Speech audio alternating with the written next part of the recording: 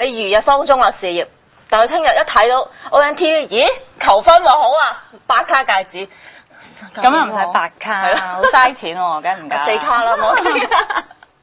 咁點啊？你會唔會考慮即刻嫁俾佢啊？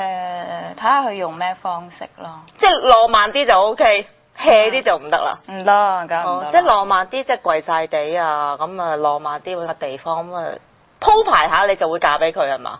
同埋都要睇下當時嘅心情咯。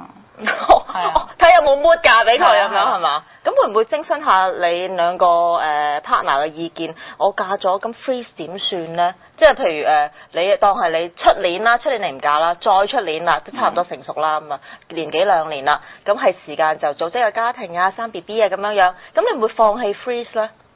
應該唔會，真係唔會。唔會。咁奶奶嗰啲唔介意嘅咩？仲要拋頭露面咁樣。佢都唔介意啊，即係佢屋企人方面都唔介意，因為但咗新抱仔就唔同咗噶啦嘛件事。點解呢？因為做咗人哋老婆啦嘛，咁可能要翻屋企即係湊下仔啊、湊下女啊咁樣，唔可以再出嚟18C 18沙咁樣噶啦嘛。